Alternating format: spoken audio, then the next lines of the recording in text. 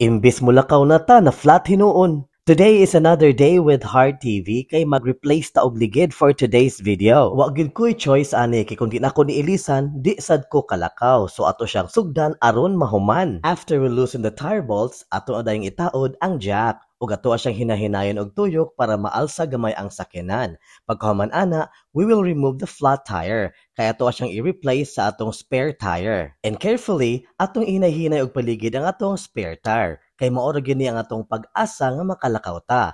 Ato siyang i-posisyon og tarong para mataod siya og sakto sa ato ang sakyanan. And this time, ato nang itaod og balik ang mga tire bolts. Sa kani nga part, dapat na agitay presence of mind. Kay base unyag na ay mga bolts nga di na to mataod og tarong. Lisod na. Ato na dayong i-remove ang jack ug ayaw kalimot nga pahugtan gyud og tarong ang mga bolts sa atong ligid before ta molarga. And finally, nahuman na gyud ta og ilis og ligid sa ato ang sakyanan.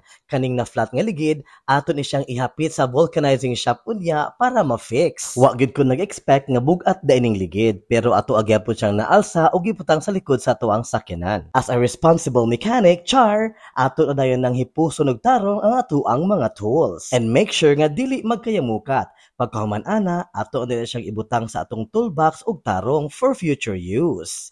That's all for today. Follow for more and thank you guys for watching.